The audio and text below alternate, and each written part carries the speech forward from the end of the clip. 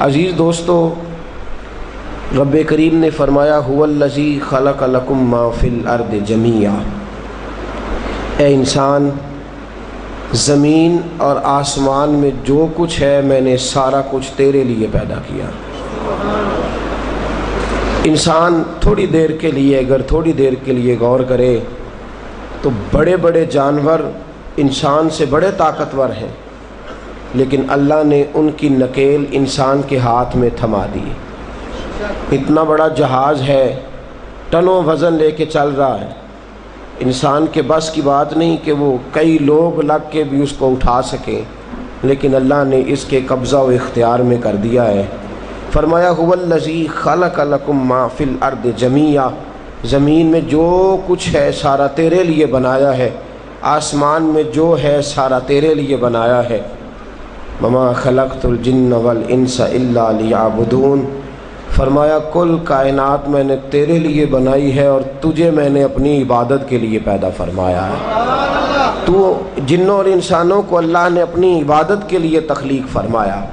مقصد زندگی، مقصد تخلیق، دنیا میں آنے کا مقصد اولین اور مقصد آخری اللہ کی عبادت، اللہ کی معرفت، اللہ کی طرف توجہ، اللہ کی طرف رجوع، یہی ایک مقصد تھا انسان کے آنے کا۔ اسی کو قرآن نے بیان کیا تھا۔ اپنے اپنے مقاصد، درود شریف پڑھنے والے بلند صلاۃ و سلام علیک یا سید یا رسول اللہ۔ اپنے اپنے مقاصد، اپنے اپنے معاملات کو ہم نے ترتیب دے لیا ہے۔ صبح سے شام تک کے معاملات سارے کے سارے ہمارے ذاتی، نجی اور ہمارے اپنے بنائے ہوئے مقاصد کے تحت گزر رہے ہیں، حالانکہ رب کریم نے فرمایا کہ انسان میں نے تجھے اپنی عبادت کے لیے بنایا ہے، اپنے لیے تجھے بنایا ہے، تو میری بارگاہ میں سجدہ ریز ہو، تو میری بارگاہ کی طرف توجہ کرے، تو میرے لیے تسبیح پڑھے، تو تحلیل کے جملے بولے، تو تکبیر کہے، تو میرے محبوب پہ نازل ہونے والے قرآن کی تلاوت کرے۔ تجھے تو اس لیے بنایا تھا۔ عبادت کا معنی یاد رکھیے گا، عبادت کا معنی فقط نماز پڑھنا نہیں،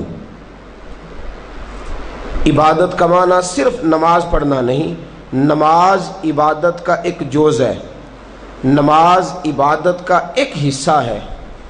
عبادت نماز پڑھنے کا نام نہیں، عبادت روزہ رکھنے کا نام نہیں، عبادت صرف اور صرف حج کرنے کا نام نہیں، فقط ذکر فکر کرنا عبادت نہیں، بلکہ اللہ کا حکم ماننے کا نام عبادت ہے۔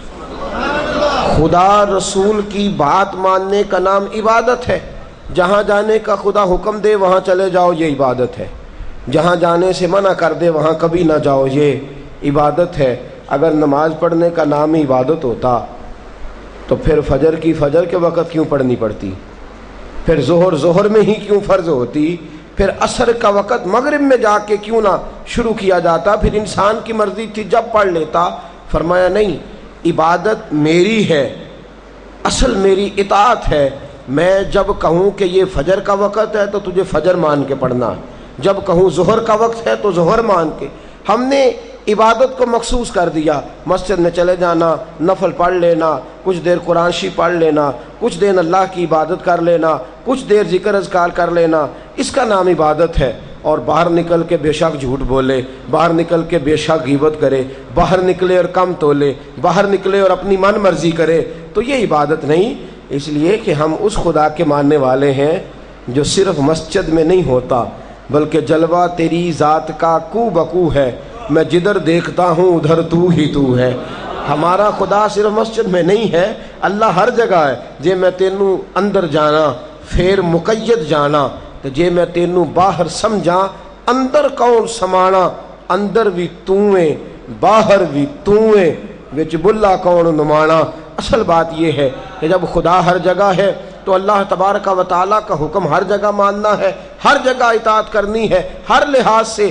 رب کی بات ماننے کا نام عبادت ہے، اللہ کی، اس کے رسول الپاک صلی اللہ علیہ وسلم کی بات ماننے کا نام، توجہ ہے آپ کی میری بات پہ؟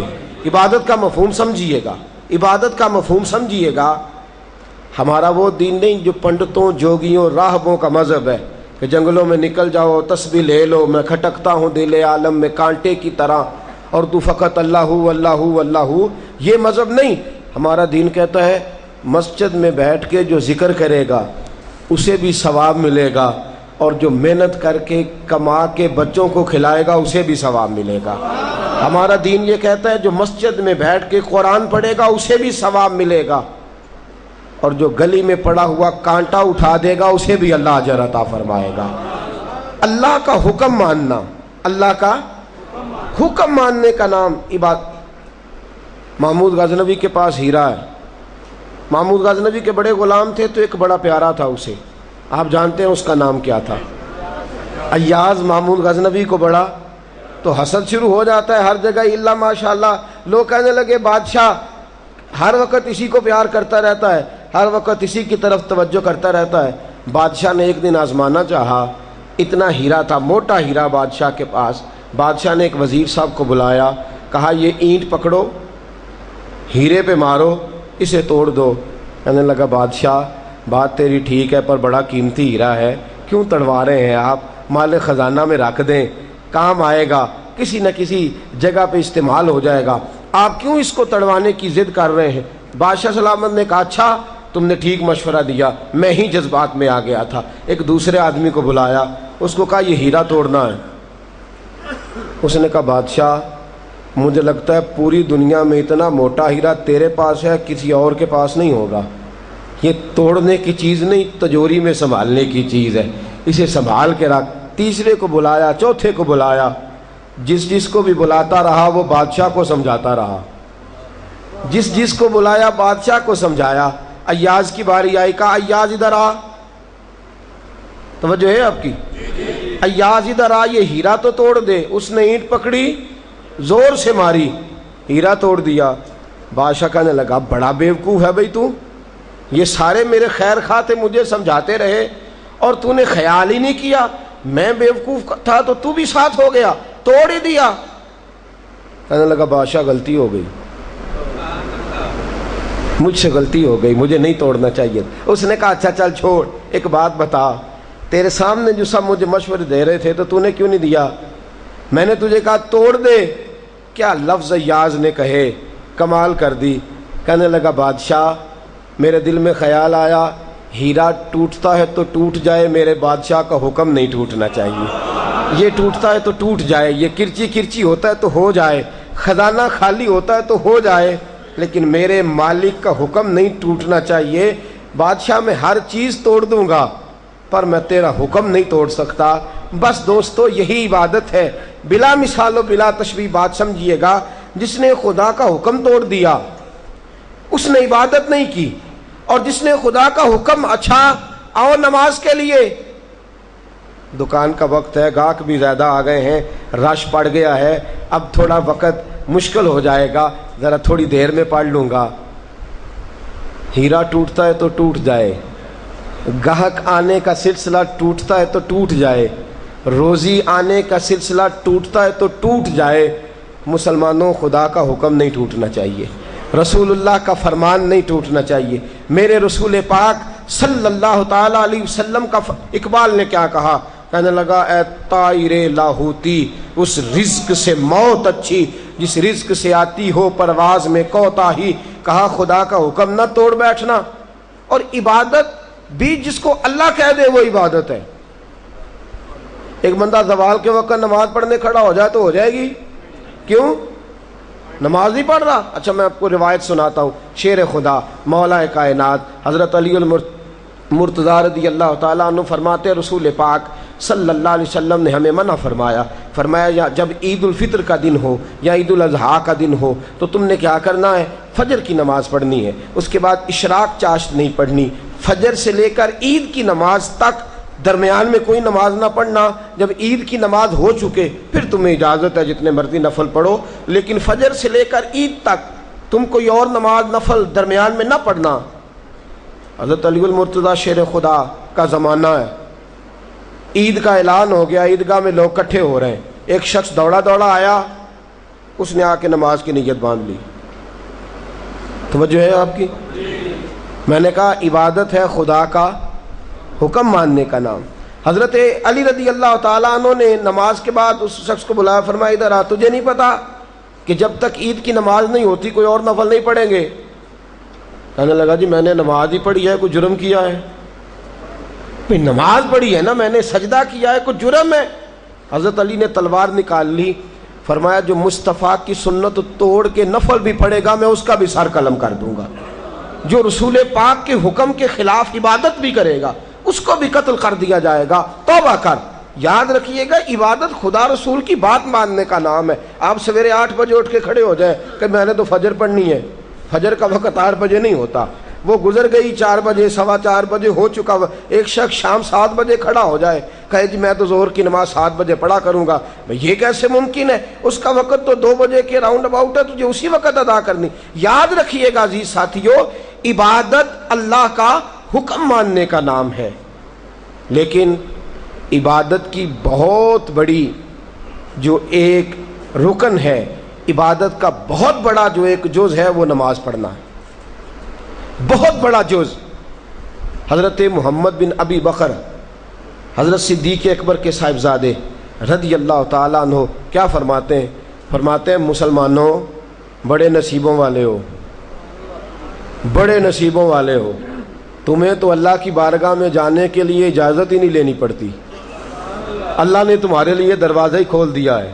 جب دل کیا، وضو کیا، نماز کی نیت باندھی، اللہ کے دروازے کھل گئے، اور بغیر کسی ترجمان کے تم نے اپنے رب سے بات کرنی شروع کر دی۔ عبادت ایسی نعمت ہے، اللہ کی بارگاہ میں کھڑے ہونا، سجدہ کرنا اتنی بڑی فضیلت کی بات ہے۔ یہ حدیث میرا خیال ہے آپ کو کبھی بھولنی نہیں چاہیے۔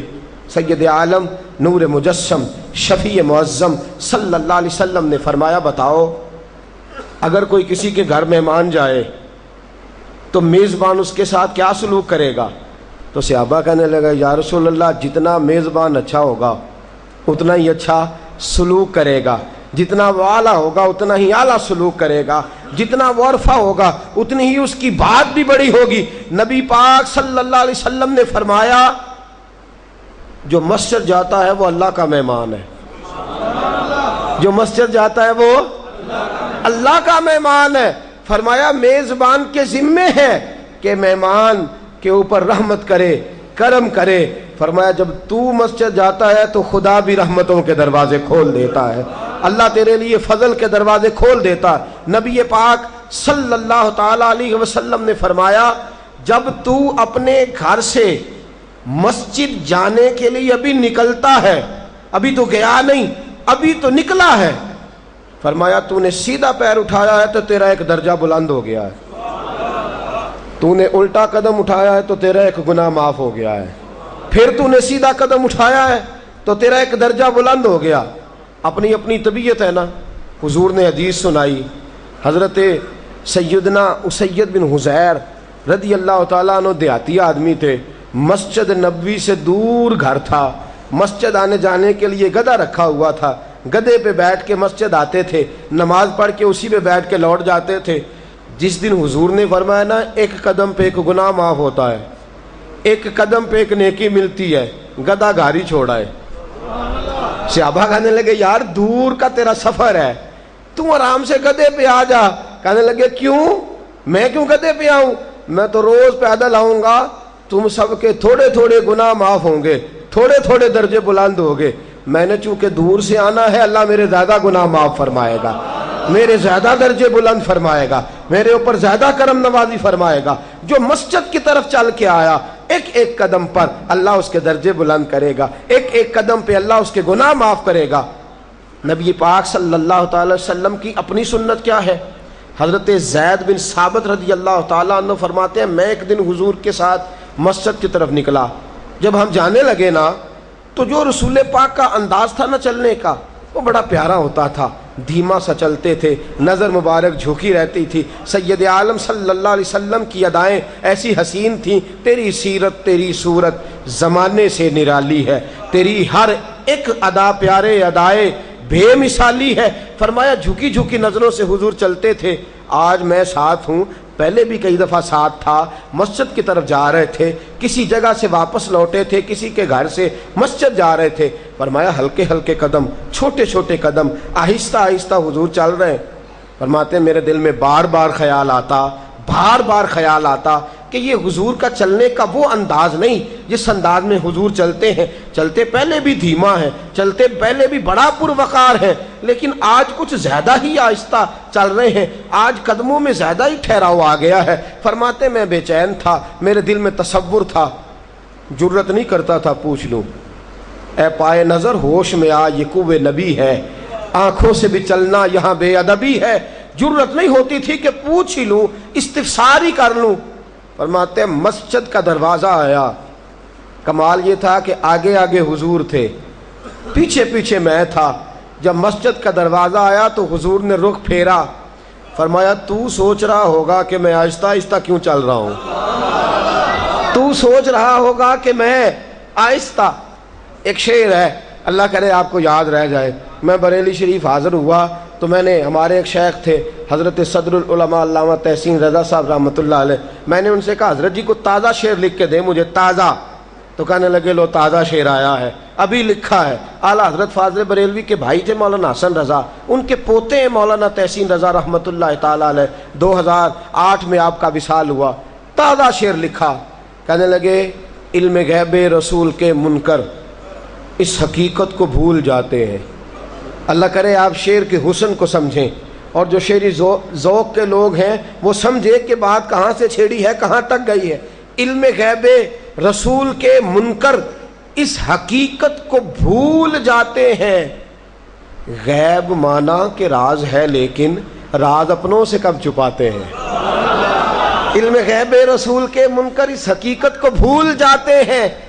غیب مانا کہ راز ہے لیکن راز اپنوں سے کب چھپاتے ہیں. حضرت زید بن ثابت رضی اللہ تعالیٰ عنہ فرماتے رخ پھیرا اور حضور نے فرمایا تو سوچ رہا ہوگا کہ سونے آج بڑے دھیمے دھیمے قدم چل رہے ہیں، بڑا آہستہ آہستہ قدم اٹھا رہے ہیں. حضور نے فرمایا جو مسجد کی طرف چل کے جاتا ہے اللہ کی رحمت آگے بڑھ کے اس کا استقبال کرتی ہے. اور فرمایا جتنے قدم زیادہ ہوتے ہیں اتنے درجے بھی زیادہ بلند ہوتے ہیں. میں اس لیے آہستہ آہستہ آیا ہوں کہ اللہ میرے زیادہ درجے بلند فرما دے. اس لیے آیا ہوں کہ زیادہ درجے. مسجد میں اس لیے آہستہ. عبادت کی فضیلت دیکھیں، گھر سے بندہ چلے، ابھی پتہ نہیں مسجد میں وضو کرنا ہے اس نے، ابھی پتہ نہیں 2 رکعتیں پڑھے گا کہ 4 پڑھے گا. فرمایا عبادت کے لیے نکل بھی پڑے تو اللہ اس کے درجے بلند کرنے شروع فرما دیتا ہے. درجے بلند ہونے شروع ہو گئے. بنو سلمہ قبیلہ ہے، محلہ ہے. بنو قریظہ یہودیوں کا محلہ تھا، اس کے بعد بنو سلمہ مسلمانوں کا محلہ تھا، اور تقریباً آج کے حساب سے 1.5-2 کلومیٹر کا فاصلہ تھا مسجد نبوی سے. پیدل چل کے آتے تھے لوگ. کتنے کلومیٹر؟ پیدل چل کے آتے تھے. وہاں سے پیدل آتے تھے نماز پڑھنے. مسجد نبوی کے ساتھ یہودیوں کے مکان تھے، انہوں نے وہ جگہ خالی کر دی. بنو سلمہ قبیلے کے لوگوں نے چاہا کہ ہم جگہ کو خرید لیں. نبی کریم علیہ السلام کو پتہ چلا، حضور نے بلایا، فرمایا مجھے پتہ چلا ہے تم مسجد کے قریب آنے لگے ہو. ویسے ایک بات میرے دل میں ہے، میرا دل کرتا ہے کر دوں. صحابہ مسجد کے قریب رہنا پسند کرتے تھے، اور آج کل جی اے مولوی سون نہیں دیں دے. یقین کریں مسجد کے دائیں بائیں آگے پیچھے جو گھرانے ہوتے ہیں وہ کہتے ہیں جی ہم بڑے پریشان ہیں، یہ تو ہمیں سونے نہیں دیتے. صحابہ قریب رہنا. اب دیکھیں نا، نبی کریم علیہ السلام کا گھر دروازہ مسجد میں کھلتا ہے، حضرت صدیق اکبر کا گھر دروازہ مسجد میں کھلتا ہے، سیدہ فاطمہ جناب علی کا آستانہ دروازہ مسجد میں کھلتا ہے. صحابہ مسجد کے قریب رہنا پسند کرتے تھے. بنو سلمہ قبیلے کے لوگوں نے چاہا ہم بھی قریب آ جائیں. حضور نے بلایا، فرمایا مجھے پتہ چلا ہے تم مسجد کے قریب آنا چاہتے ہو. یا رسول اللہ دور سے چل کے آنا پڑتا ہے، ارادہ ہے قریب آ جائیں. حضور نے فرمایا دور ہی رہو، تم اس طرح کرو دور ہی رہو. کہا یا رسول اللہ کیا مطلب؟ فرمایا فرشتے جب بھی نیکیاں لکھتے ہیں عبادت کی، ابھی تک تمہارا پہلا نمبر ہے، ابھی تک تمہارا پہلا نمبر ہے. یا رسول اللہ کیا مطلب؟ فرمایا اس لیے کہ تم دور سے چل کے آتے ہو تو اللہ تمہیں زیادہ اجر عطا فرماتا ہے. جو دور سے چل کے آئے اللہ اسے زیادہ اجر عطا فرماتا ہے. حضرت سیدنا عبداللہ بن سلام رضی اللہ تعالیٰ عنہ اور حضرت ابو دردہ رضی اللہ تعالیٰ عنہ کا پیار بڑا تھا، بڑی محبت تھی درمیان میں حضرت عبداللہ بن سلام پہلے انتقال کر گئے، حضرت ابو درداء رضی اللہ تعالیٰ عنہ بیمار ہوئے تو حضرت عبداللہ بن سلام کے صاحبزادے یوسف بن عبداللہ تیمارداری کرنے گئے، پتہ لیا، خبر گیری کی، کہنے لگے چچا آپ کا آخری وقت محسوس ہوتا ہے، آپ نے حضور کے ساتھ زمانہ گزارا ہے، نبی کریم کی بارگاہ میں رہے ہیں، کوئی ایک بات مجھے جاتے جاتے مصطفیٰ کی بتا نہیں جاتے؟ کوئی ایک بات حضور کی جو مجھے پتہ چل جائے؟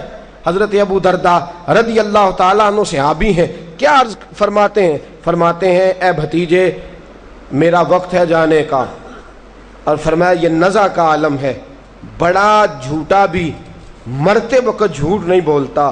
فرماتے ہیں میں نے ایک حدیث سنی تھی رسول پاک سے، بس پھر میں نے ڈیرا لگا لیا، میں نے کبھی چھوڑا نہیں، اس پر مکمل عمل کیا ہے۔ کیا کہا میاں صاحب نے؟ اکو حرف تینوں درکار تے علم و بس کری ہو یار، عمل کرنا ہے تو ایک نقطہ ہی بہت کافی ہے اگر کرنا ہو تو۔ نبی پاک صلی اللہ تعالی علیہ وسلم نے ایک بات فرمائی تھی، میں نے پلے سے باندھ لی۔ کیا فرمایا تھا؟ میرے رسول پاک صلی اللہ علیہ وسلم نے مجھ سے کہا تھا ابو درداء اللہ کی عبادت کبھی نہ چھوڑنا، رب کی عبادت کبھی نہ چھوڑنا، اور فرمایا تو خلوص کے ساتھ کھڑا ہو، وضو کر، 2 رکعت نماز پڑھ کے خدا سے معافی مانگ، اللہ تیرے سارے گناہوں کو معاف فرما دے گا، اللہ سارے گناہوں کو معاف فرما دے گا۔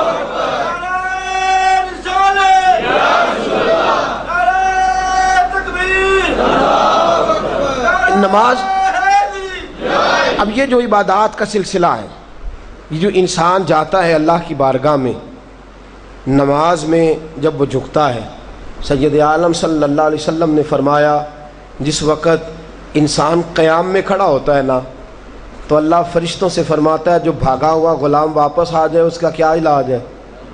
تو فرشتے کہتے ہیں جو لوٹ آئے اسے معاف کر دینا چاہیے۔ تو اللہ فرماتے ہیں اس طرح کرو، اس کے گناہوں کی گٹھڑی باندھ کے سر پہ رکھ دو۔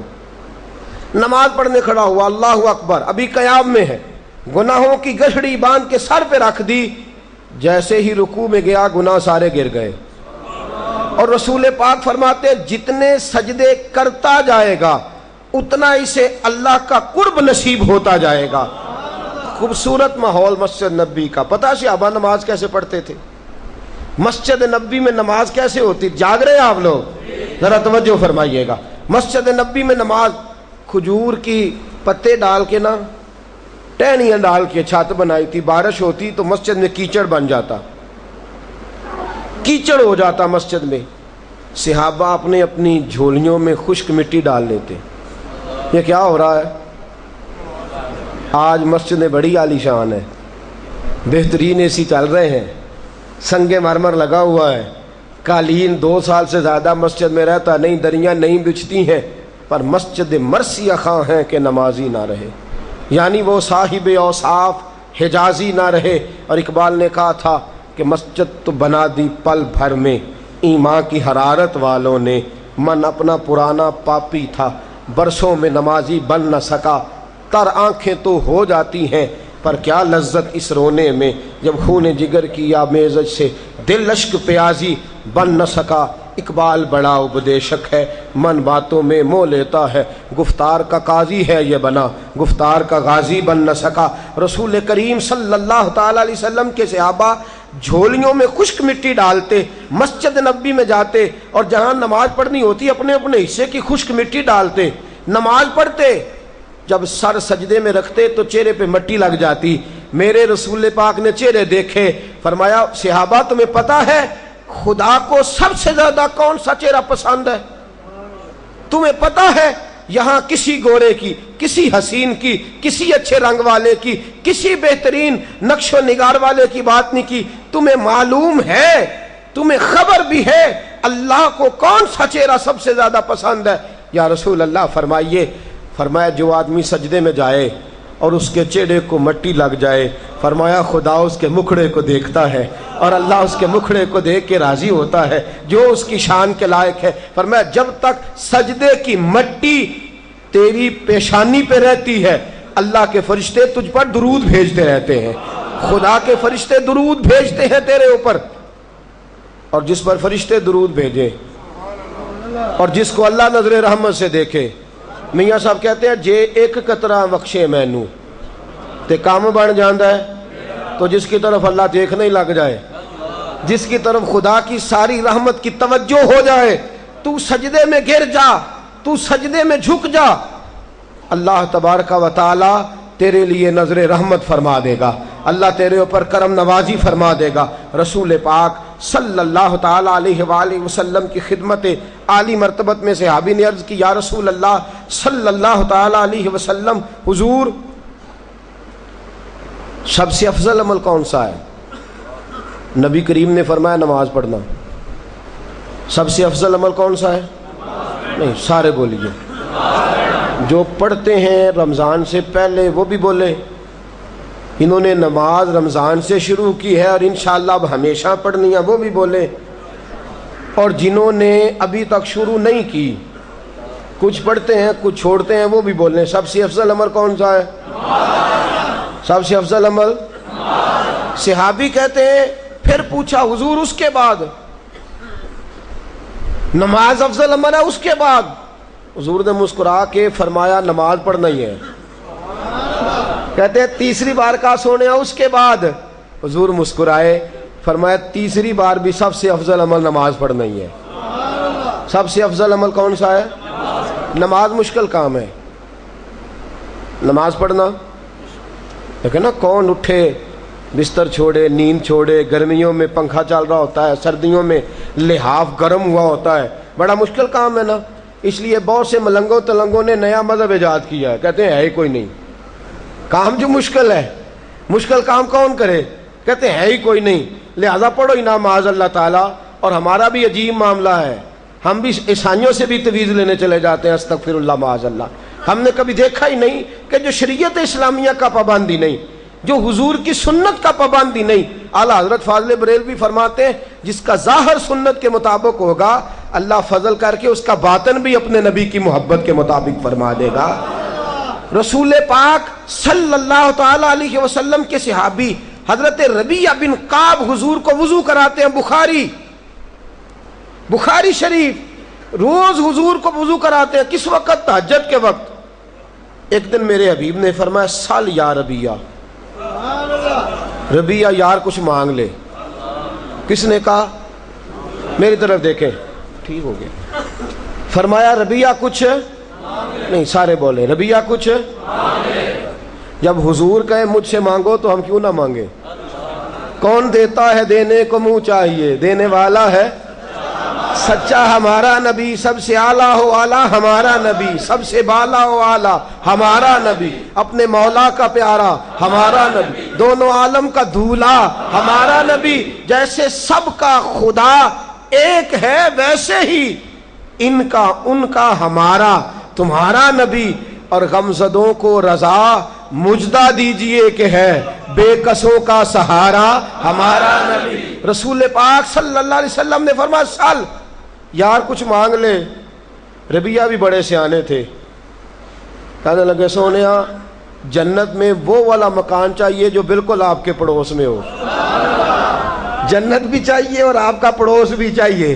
او جنت میرے کس کاری جتھے یار نظر نہ آوے, او جنت میرے کس کاری جتھے یار نظر نہ آوے. او دوزخ مینوں لکھ بہشتاں جتھے سونا آوے جاوے. ربیعہ مانگ لے, کہا یا رسول اللہ صلی اللہ علیہ وسلم جنت میں وہ والا مکان چاہیے جو آپ کے بالکل ساتھ ہو. حضور نے کیا فرمایا؟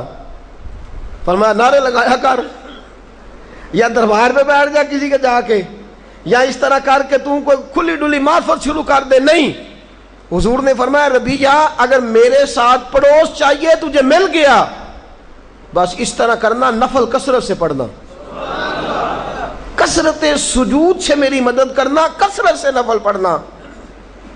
تو نبی پاک کا قرب کسے ملتا ہے؟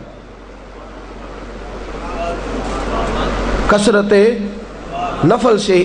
فرض تو رہ گئے اپنی جگہ, وہ تو پڑھنے ہی پڑھنے ہیں, سنتیں پڑھنی ہیں, واجبات پڑھنے. کثرت نفل. ایک وہ بھی لوگ ہیں جو کہتے ہیں جی ٹائم کوئی نہیں صرف فرض. اور نبی پاک صلی اللہ علیہ وسلم نے فرمایا, بخاری مسلم کی حدیث ہے, فرمایا نفل پڑھ پڑھ کے بندہ اللہ کے قریب ہوتا ہے، اتنا قریب ہوتا ہے کہ اللہ بندے کی آنکھیں بن جاتا ہے، اللہ بندے کے ہاتھ بن جاتا ہے، اللہ بندے کے پیر بن جاتا ہے، اللہ کریم بندے کی زبان بن جاتا ہے۔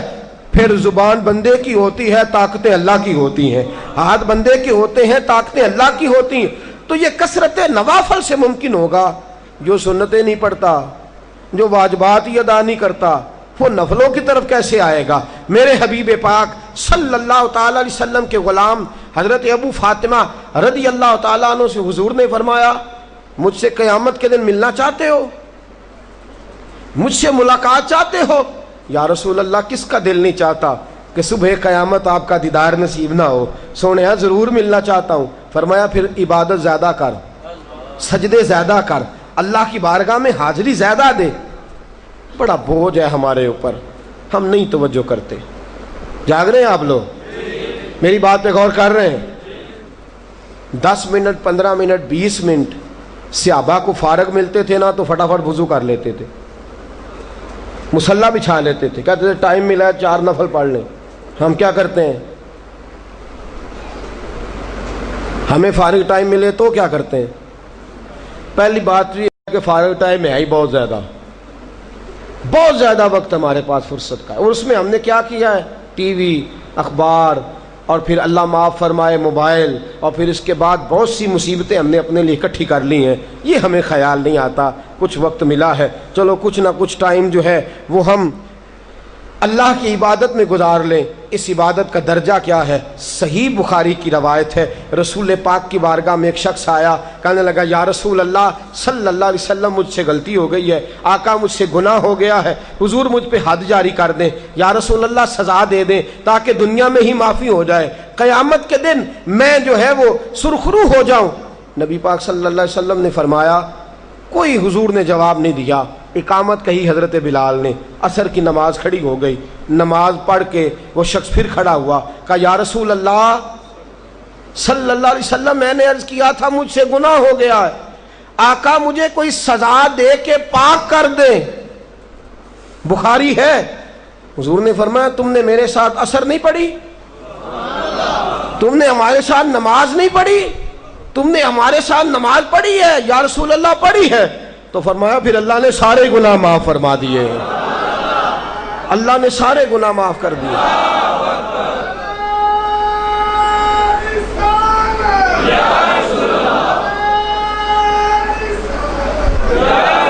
نماز عبادت ایک ایسی چیز ہے جو گناہوں کو معاف کرتی ہے، لیکن اس کے لیے دلچسپی بنانی پڑے گی۔ اس کے لیے کھولیے گا ذرا آنکھیں۔ میں اکثر دیکھتا ہوں کہ میاں صاحب کے شعر پڑھے جاتے ہیں نا تو لوگ رونے لگ جاتے ہیں، لیکن قرآن پاک پڑھا جاتا ہے تو ہمیں رونا کیوں نہیں آتا؟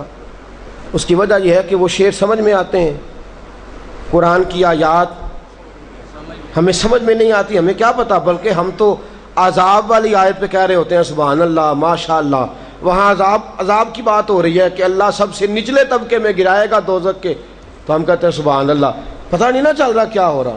اور کچھ ہمیں شوق بڑا عجیب ڈال دیا گیا ہے، جو قاری صاحب آتے ہیں وہ کہتے ہیں ذرا اونچی آواز میں سبحان اللہ کہیں، ذرا زیادہ زور لگائیں تاکہ کوئی خبر نہیں کہ یہ کیا ہو رہا ہے۔ عذاب والی آیت پہ بھی سبحان اللہ ماشاء اللہ، کیا بات ہے بھئی، آپ عذاب پہ راضی ہو رہے ہیں؟ یہ تو بہت بڑی جرت ہے۔ اگر ہمیں نماز کا ترجمہ یاد ہو،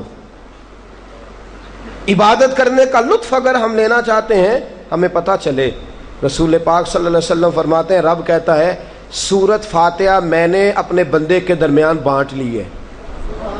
جب میرا بندہ نماز پڑھنے عبادت کرنے کھڑا ہوتا ہے، سورت فاتحہ پڑھتا ہے تو آدھی میری یا آدھی میرے بندے کی ہے۔ بڑا خوش نصیب نہیں جو اللہ کا پارٹنر بن جائے، جو اللہ کا بھائی وال بن جائے۔ اس سے مراد معاذ اللہ کو یہ نہ لے کہ اس سے مراد شرک ہے، میں اس معنوں میں بات کر رہا ہوں جس معنوں میں رسول پاک نے بیان فرمایا۔ اللہ فرماتے بانٹ لیا ہم نے، یہ خدا کی رحمت کی بات ہے، اللہ کے فضل کی بات ہے۔ فرمایا جب بندہ کہتا ہے نا الحمدللہ رب العالمین، تمام تعریفیں اس کے لیے جو تمام جہانوں کا رب ہے، فرمایا یہ بھی میری بات ہے، یہ بھی رب کا حصہ ہے، یہ خدا اپنی رحمت سے جو اس کی شان کے لائق ہے اس انداز میں بات ہو رہی۔ الرحمن الرحیم، یہ بھی خدا کی تعریف ہے. مالک یوم الدین یہ بھی اللہ کی بارگاہ میں ثنا ہے, اللہ کی حمد ہے. اور جب کہتے ہیں نا ایاک نعبد و ایاک نستعین, مولا میں تیری ہی عبادت کرتا ہوں, تو ہی مجھے مدد فرما کے اس عبادت پہ استقامت دے گا. پھر کہتا ہے اہدنا الصراط المستقیم.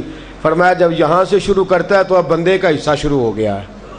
تو ہمیں پتہ چلے تو تب نہ کہ ہم نماز میں کیا کر رہے ہیں, کیا بول رہے ہیں. اگر ہمیں خبر ہونی شروع ہو جائے کہ اس وقت کیا ہو رہا, میرے رسول پاک صلی اللہ علیہ وسلم نے فرمایا عبادت اس طرح کر کہ تو اللہ کو دیکھ رہا ہے, اس طرح عبادت کر تو اللہ کو ورنہ یہ تو ہو کہ اللہ تجھے دیکھ رہا ہے. جب تک ہم غور کر کے ہم کھڑے ہوتے ہیں نماز میں اور ساری دکان کا حساب کر لیتے ہیں, وہ باتیں ساری جو کبھی یاد نہیں آتی, وہ ساری وجہ اس کی پر ترجمے کا ہی نہیں پتا. ہمیں کیا خبر ہم کیا بول رہے ہیں, ہم نے تو جملے رٹے ہوئے طوطے کی طرح. جب تک ہم غور نہیں کرتے, تفکر نہیں کرتے, سمجھتے نہیں, اس وقت تک عبادت کی لذت نصیب نہیں ہوتی تھی. آؤ دیکھو جنہیں عبادت کا ذائقہ تھا, جنہیں عبادت کی لذت تھی, وہ تو یوں تھا کہ جیسے خدا سے ہم کلام ہیں. شیر خدا مولا کائنات علی المرتضی رضی اللہ تعالیٰ عنہ 2 تیر کندھے میں پیوست ہو گئے. جنگ کا موقع ہے, 2 تیر لگ گئے کندھے میں. طبیبوں کو بلایا گیا, کہا یہ تیر نکالنے.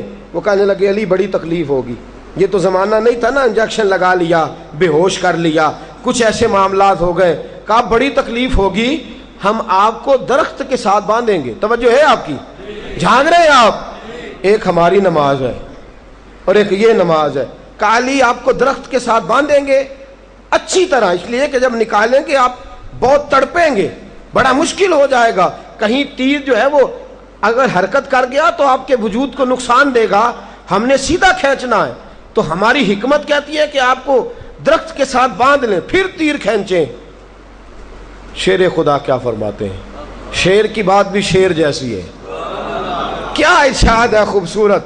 فرمانے لگے باندھنے کی ضرورت نہیں, جب تم نے علاج کرنا ہوا مجھے بتا دینا, میں نماز کی نیت باندھ لوں گا, میں نماز کی نیت باندھ لوں گا. تم تیر کھینچتے رہنا, تم خون نکالتے رہنا, میں تو ہوں گا اپنے رب کے ساتھ. اس وقت میں جانوں میرا رب جانے, مجھے پتا بھی نہیں چلے گا. طبیب کہتے ہیں آئے, 1 نہیں 2 نہیں 4 نہیں, درجن آدمی 12 آدمی آئے. جناب علی نے اللہ اکبر کہہ کے نماز کی نیت باندھ لی. کہتے ہم نے تیر کھینچے, جناب علی نے حرکت بھی نہیں فرمائی. جناب علی نے, یہ وہ لوگ ہیں جو عبادت میں ہیں, مجھے سوز دے, مجھے ساز دے, مجھے نیم شب کا نیاز دے, دم سجدہ خود کو میں توڑ دوں, مجھے ایسا ذوق نماز دے. میں تیری بہار کا پھول ہوں, میں کھلا بھی ہوں تو تیرے لیے, مجھے میری شاخ سے توڑ لے, مجھے اپنی زلف کا ناز دے. حضرت امام زین العابدین جناب امام حسین رضی اللہ تعالیٰ عنہ کے کربلا میں بچ جانے والے صاحبزادے امام زین العابدین رضی اللہ تعالیٰ عنہ گھر میں کھڑے ہیں, مصلی پہ کھڑے ہیں, نماز پڑھ رہے ہیں. گھر میں آگ لگ گئی, بچہ قریب سویا ہے. جب آگ کا دھواں اور شعلے باہر نکلے, محلہ اکٹھا ہو گیا. کوئی کسی بالٹی میں پانی لا رہا ہے, کوئی کسی مٹکے میں پانی لا رہا ہے, کوئی کسی پیالے میں پانی لا رہا ہے. آگ بجھاتے رہے, لوگ شور کرتے رہے. امام زین العابدین نماز پڑھتے رہے, نماز پڑھتے رہے. پڑھتے پڑھتے نماز فارغ ہوئے. لوگ کہنے لگے حضور آپ کے ارد گرد شور تھا, آپ نے توجہ نہیں کی. فرمانے لگے کیا ہوا, مجھے تو خبر ہی نہیں. توجہ ہے آپ کی. حضور نے فرمایا جس کا دل حاضر نہیں اس کی کیسی نماز ہے. ہماری توجہ ہی نہیں, ہمیں خبر ہی نہیں کہاں کھڑے ہیں, ہمیں پتہ ہی نہیں. ہم بے ذوق نماز گئے, بھاگے, دوڑے, جلدی جلدی گئے, سجدے میں ہم گئے, لیکن ہماری پیشانی کو سجدے کا سرور نہیں ملتا. فرمایا امام زین العابدین نے کیا ہوا, کہا حضور آگ لگ گئی تھی, بچہ سو رہا تھا, گھر جل رہا تھا, آپ نے توجہ ہی نہیں کی, ہم آگ بجھاتے رہے, آپ نماز پڑھتے رہے. فرمانے لگے تم دنیا کی آگ بجھا رہے تھے, میں جہنم کی آگ بجھا رہا تھا. تم دنیا کی بجھا رہے تھے, میں جہنم کی آگ بجھا رہا تھا. جب کوئی عبادت میں لگ جائے ایک وقت لگتا ہے, ایک وقت لگتا ہے عبادت کرتے کرتے کرتے کرتے کرتے کرتے ایک وقت ہے. وہ جو حدیث میں حضور نے فرمایا نا کہ خدا کی عبادت اس طرح کر کے تو اللہ کو دیکھ رہا ہے, یہ صحیح بخاری صحیح مسلم کی روایت۔ یہاں اتنا تو خیال کر کہ اللہ تجھے دیکھ رہا ہے۔ ہمارے صوفیاء فرماتے ہیں پہلے یہ پریکٹس کرو کہ اللہ دیکھ رہا ہے، جب یہ بات جم جائے گی پھر ایک وقت آئے گا کہ تم اس طرح ہو جاؤ گے کہ تم اللہ کو دیکھ رہے ہو، تم خدا کو دیکھ رہے ہو، ایسا وقت آئے گا۔ حضرت جناب حسن بصری رحمۃ اللہ علیہ کے پاس ایک شخص آیا، کہنے لگا حضور میں توبہ کرنے آیا ہوں۔ فرمایا کس بات کی؟ کہنے لگا میرا ایک غلام تھا، میں نے خریدا، مجھے توبہ کرا گیا ہے۔ وہ شخص بہت شراب پیتا تھا، بڑے برے کام کرتا، توبہ کر گیا۔ فرمایا کیا ہوا؟ کہنے لگے جی میں نے غلام خریدا، اور خرید کے جب میں اس کو لایا اور لا کر کے جب میں نے کہا اس سے، میں نے کہا کہ بھائی تو کس طرح میرے ساتھ ڈیلنگ کرتا ہے، میں تجھے ملازم رکھتا ہوں، کیسے کام کرے گا؟ اس نے کہا کہ بس ایک میری شرط ہے، آپ مجھے نماز سے منع نہیں کریں گے، دن کو کام بتائیں گے، رات کو نہیں بتائیں گے۔ کہتے ہیں 5 نمازیں پڑھتا، ایک دن رات کو میری اچانک نظر پڑی تو زمین سے آسمان تک نور ہی نور ہے۔ کہتے ہیں میں نے آگے بڑھ کے دیکھا تو میرا غلام نماز پڑھ رہا ہے۔ میں نے اپنی بیوی کو بلایا، دونوں گئے، ہم نے کہا یہ کیا ہے؟ اٹھا، کہنے لگا ایک زمانہ تھا جب میں روشنی ڈھونڈا کرتا تھا، جب میں نور ڈھونڈتا تھا، میری عبادت نے اب مجھے وہ مقام دیا ہے کہ جہاں میں ہوتا ہوں نور وہاں پہنچ جاتا ہے، روشنی وہاں آ جاتی ہے۔ کہتے ہیں یہ لفظ کہے اور کہنے لگا راز کھل گیا ہے، اب میں دنیا میں نہیں رہوں گا، وہ تو انتقال کر گیا، مجھے عبادت کے طریقے بتا گیا۔ شیخ شبلی کہتے ہیں ایک بادشاہ سے میرا اختلاف ہو گیا، بادشاہ نے مجھے شیر کے پنجرے میں ڈال دیا۔ کہاں؟ کتنا آسان ہے میرے لیے بات کرنا اور کتنا مشکل ہے اس موقع پہ سامنا کرنا، شیر کے پنجرے میں ڈال دیا۔ توجہ ہے آپ کی؟ فرماتے ہیں میں پنجرے میں گیا، شیر نے میری طرف دیکھا تو میں نے اللہ اکبر کہہ کے نیت باندھ لی۔ فرماتے ہیں میں نماز پڑھنے لگا، شیر میرے پیر چاٹنے لگا۔ بادشاہ مجھ سے کہنے لگا یہ کیا ہے؟ میں نے کہا یہ ایک مقام ہے، میں خدا کی بارگاہ میں آیا ہوں، اور جو جس کی بارگاہ میں آ جائے، جو جس کے گھر آ جائے، وہ اس کی پناہ میں آ جاتا ہے۔ جب سے عبادت شروع کی ہے میں اپنے رب کی پناہ میں چلا گیا ہوں، اب کوئی مخلوق میرا کچھ بگاڑ سکتی؟ لو آخری بات سنیے، حضرت سعید بن عامر رضی اللہ تعالیٰ عنہ نبی پاک صلی اللہ تعالیٰ علیہ وسلم کے صحابی ہیں۔ حضرت سعید بن عامر رضی اللہ تعالیٰ عنہ کو حضرت فاروق اعظم رضی اللہ تعالیٰ عنہ نے حمص کا گورنر بنا دیا، عامل بنا دیا۔ حضرت عمر کا طریقہ یہ تھا کہ بعد میں خبر بھی رکھتے تھے گورنروں کی کارکردگی کیسی ہے۔ حضرت فاروق اعظم پہنچے، پتہ کیا بھئی کیا کارکردگی ہے؟ جاگ رہے ہیں آپ لوگ؟ کچھ سو رہے ہیں بیچ بیچ میں، کچھ جاگ رہے ہیں؟ میں نے کہا کچھ سو رہے ہیں۔ اچھا جو جاگ رہا ہے وہ تو کہے گا نا میں جاگ رہا ہوں، تو جو سو رہا ہے وہ کیسے کہے گا کہ میں جاگ رہا ہوں؟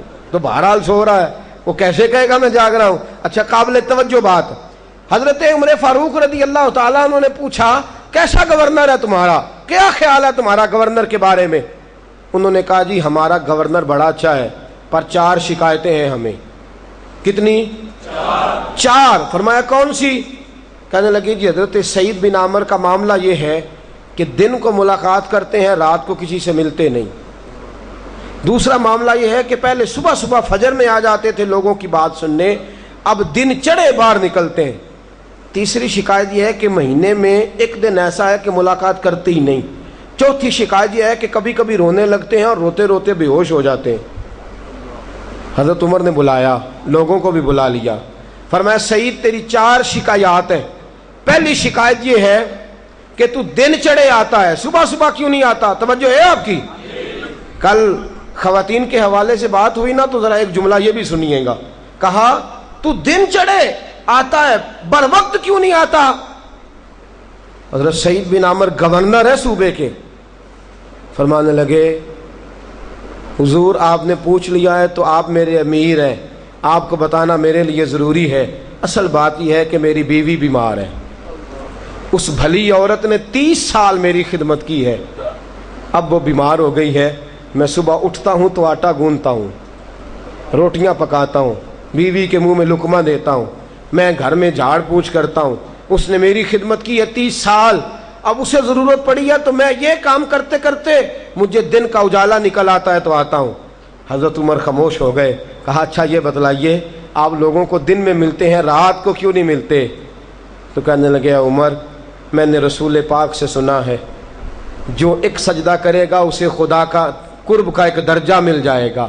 میں نے دن رکھا ہوا ہے مخلوق کے لیے اور رات رکھی ہوئی ہے اپنے رب کریم کے لیے. فرمایا دن کو مخلوق کی باتیں سنتا ہوں، رات کو خالق کی عبادت کرتا ہوں. حضرت عمر کہنے لگے مہینے میں ایک دن آپ ملتے ہی نہیں، ایک دن آپ ملتے ہی نہیں مہینے میں. تو حضرت سعید بن عامر رضی اللہ تعالیٰ عنہ نے فرمایا عرض کیا نا بیوی بیمار ہے، مہینے میں ایک دن ایسا رکھا ہے کپڑے دھوتا ہوں اپنے بھی، بچوں کے بھی، بیوی کے بھی، میں یہ سارے کام کرتا ہوں مہینے میں. کہا اچھا یہ بتلائیے سنا ہے آپ روتے روتے بے ہوش ہو جاتے ہیں. حضرت سعید بن عامر پھر روئے، تڑپے اور کہنے لگے عمر عبادت تو آج شروع کی ہے نا، جب پچھلی زندگی کے گناہ یاد آتے ہیں تو رونے لگ جاتا ہوں. جب پچھلا دور آنکھوں کے آگے گھومتا ہے، جب اپنی کوتاہیاں یاد آتی ہیں، جب وہ کیے ہوئے جرم یاد آتے ہیں، پتہ سارا ہے سردار نو کیتیاں دا ایدا پردہ چپایا ہی پلا اسی. کہا پچھلے گناہ جب یاد آتے ہیں، خطائیں یاد آتی ہیں تو پھر صبر نہیں رہتا، ضبط نہیں رہتا، رو پڑتا ہوں. حضرت علی المرتضیٰ شیر خدا فرماتے ہیں صحابہ کا حال یہ تھا کہ رات ہوتی تھی تو دنیا سے کٹ جاتے تھے، مصلوں کو آباد کرتے تھے، عبادات کرتے تھے، تہجد پڑھتے تھے، اشراق پڑھتے تھے، چاش پڑھتے تھے، اوابین پڑھتے تھے. دوستو معمول بنائیے، دو چیزوں کا معمول بنا لیں. ایک تو مغرب کی نماز کے ساتھ 2 نفل کم از کم زیادہ پڑھا کریں. حضور نے فرمایا جو نماز مغرب کے بعد 2 نفل پڑھے گا 80,000 سال کی عبادت کا ثواب ملے گا. کتنے پڑھنے ہیں؟ رمضان شریف ہے نا، سحری میں اٹھنا ہے نا، تو جو اٹھ کے سویرے تہجد پڑھے، اٹھنا تو ہے نا، تو آپ اٹھیں وضو کریں پہلے تہجد پڑھیں. کم از کم 2 رکھتے، زیادہ سے زیادہ کی حد نہیں. میرے مصطفیٰ نے فرمایا جب کوئی بندہ تہجد پڑھنے کھڑا ہوتا ہے، فرمایا اللہ مسکراتا ہے اسے دیکھ کے جو اللہ کی شان کے لائق ہے. اللہ دیکھ کے مسکرا، دیکھو میرا بندہ بستر چھوڑ کے تہجد. کہا اگر وہ نوجوان ہو، جوان ہو اور پھر اٹھے اور نفل کی نیت باندھے تو اللہ فرشتوں کے سامنے فخر فرماتا ہے کہ دیکھو جوان بھی ہے پھر بھی تہجد کے وقت اٹھ کے نماز پڑھ رہا ہے. یہ 2 کام کریں گے انشاءاللہ. مغرب کے بعد کم از کم 2 رکھتے ہیں اور سویرے اٹھ کے سحری کے وقت کم از کم زیادہ سے زیادہ جتنی اللہ توفیق عطا فرمائے ہمیشہ مدحت خیر الانام میں گزرے. دعا ہے